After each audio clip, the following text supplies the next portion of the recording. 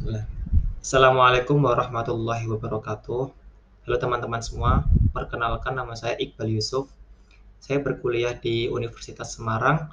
Nomor induk mahasiswa saya G2312201104. Di sini saya ingin memaparkan tentang makalah saya yang berjudul Sumber Hukum Islam, yaitu ijtihad.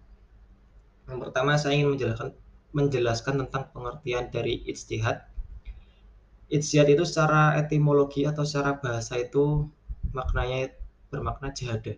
Artinya yaitu mencurahkan segala kemampuan atau menanggung beban untuk mendapatkan sesuatu.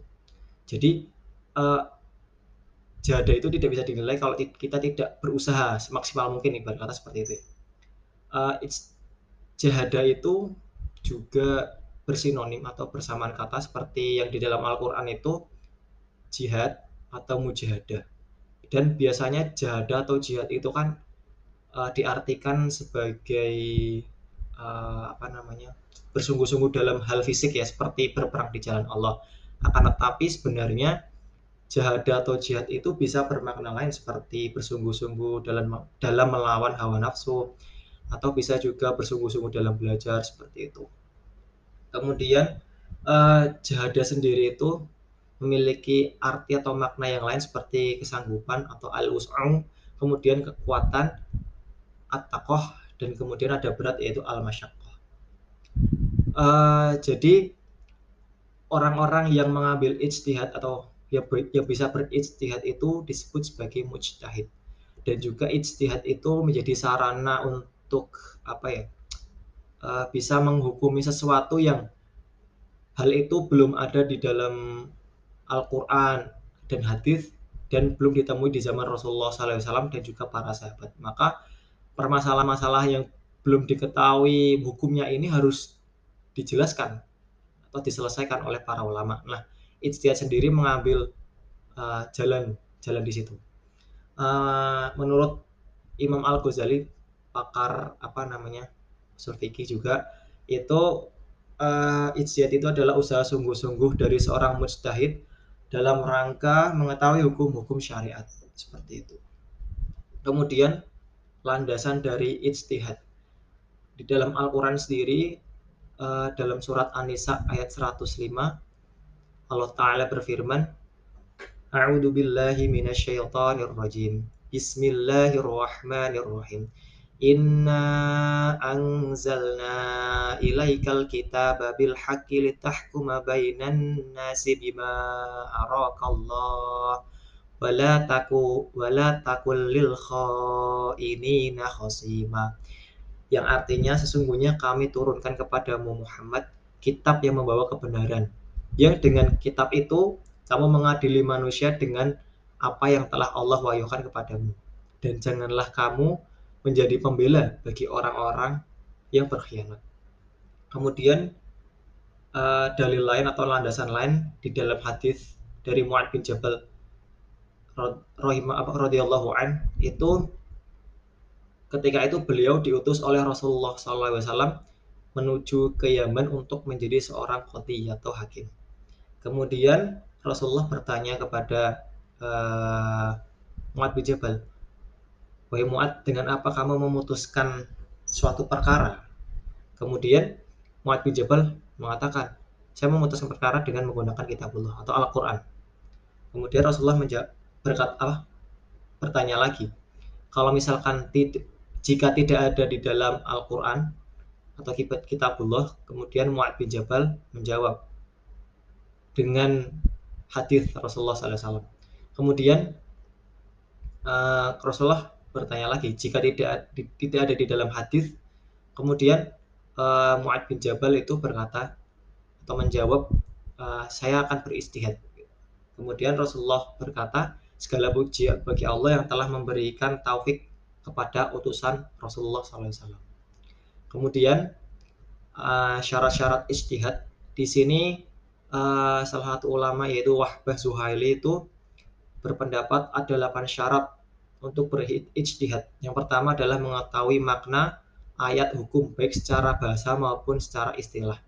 Menurut Imam Al-Ghazali dan juga Ibnu Arabi itu sekitar 500 ayat. Kemudian yang kedua mengetahui hadis-hadis hukum. Menurut Ibnu Al-Arabi itu sekitar 3.000 hadis. Namun menurut Imam Ahmad bin Hambal itu sejumlah 1.200 hadis. Kemudian yang ketiga adalah mengetahui Al-Quran yang hadis yang telah dinasah maupun yang telah menasahnya, yaitu nasah mansuh. Yang keempat, mengetahui sesuatu hukumnya yang telah dihukumi oleh ijma. Jadi hal ini itu agar tidak bertentangan dengan ijma yang ada. Kemudian yang kelima ada qiyas, yaitu meliputi rukun, syarat, dan juga ilat. Kemudian yang keenam, memahami atau menguasai bahasa Arab. Karena Al-Quran dan hadis itu diturunkan dengan bahasa Arab dan diberikan kepada orang Arab pada masa itu, maka para mujtahid itu harus memahami tentang nahwu sorofnya, ma'ani wal bayan, dan juga usulnya. Kemudian yang ketujuh, mengetahui atau memahami tentang ilmu usul fikih. Yang terakhir adalah mengetahui tentang maqasid syariah. Kemudian yang terakhir yaitu metode-metode pengambilan jihad. Di sini saya mengemukakan 5 hal, yaitu yang pertama qiyas atau mempersamakan. Menurut istilah ulama usul itu, qiyas adalah mempersamakan peristiwa hukum yang tidak ditentukan hukumnya oleh nas dengan peristiwa hukum yang ditentukan oleh nas. Contohnya seperti narkoba. Di zaman Rasulullah SAW dan para sahabat itu kan tidak ada narkoba. Kemudian juga atau pil koplo, gorila, pil ekstasi atau yang semacam itu kan tidak ada di zaman Rasulullah dan para sahabat.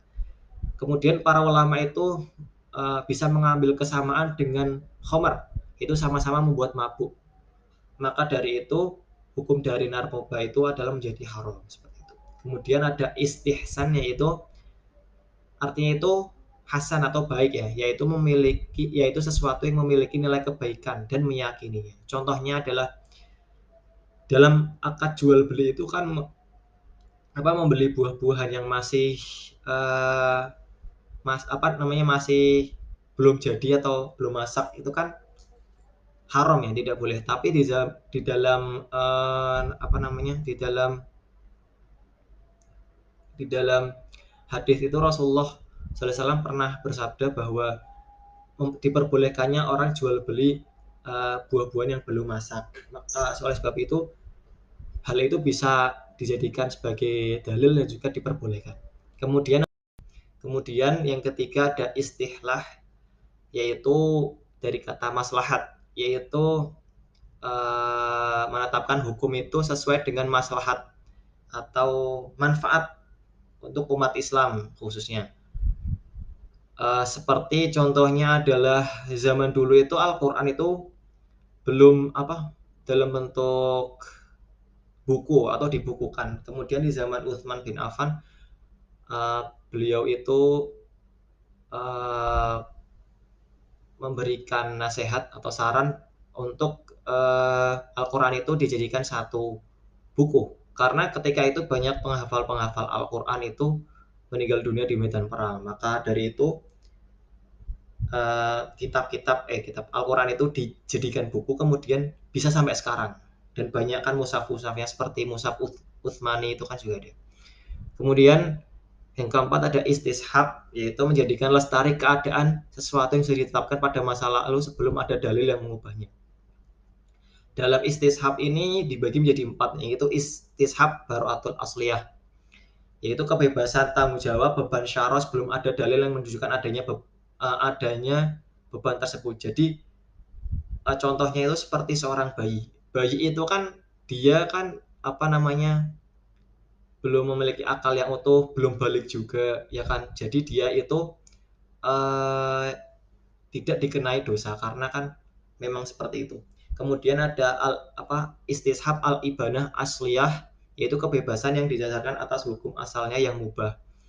Contohnya seperti hewan jerapah itu kan tidak dijelaskan status halal haramnya dalam Al-Quran dan hadis, dan juga tidak memiliki ciri-ciri seperti hewan-hewan yang pernah dijelaskan di dalam Al-Quran maupun hadis, seperti misalkan kalajengking atau mungkin hewan yang bertaring seperti itu. Makanya para ulama itu menghalalkan jerapah seperti itu karena belum ada kesamaan di dalam Al-Quran gitu. Jadi belum ada itunya.